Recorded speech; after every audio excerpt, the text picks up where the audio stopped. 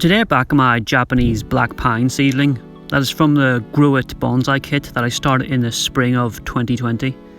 As you can see, last spring it's pretty tiny, but it actually put on a lot of growth over the last year. This video is short as I didn't do anything to it. I just left it to grow, but it grows quite a lot. I did actually order a colander to plant this in, rather than it being in this little grey pot, but it didn't arrive and I kind of forgot I'd ordered it. So I guess it's sort of staying in this grey pot for a while. By May you can start to see it's growing a lot.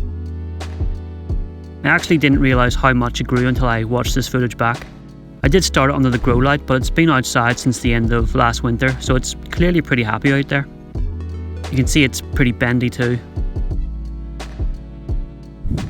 I was meant to wire it into like an initial shape this autumn, but I totally forgot.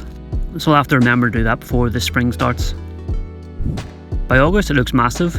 It's got to be at least 10 times bigger than how it was at the start of this video. It's pretty crazy. It's just been sat in the full sun all summer and it's clearly enjoying itself. I think it's finished growing by September, but it's safe to say I'm very happy with its progress this year.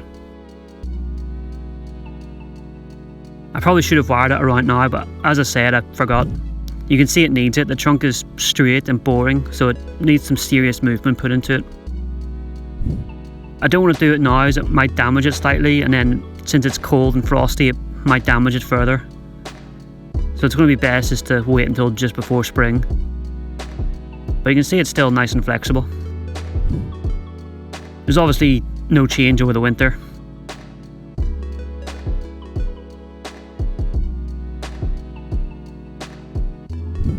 And now it's just waiting for spring and for that wiring.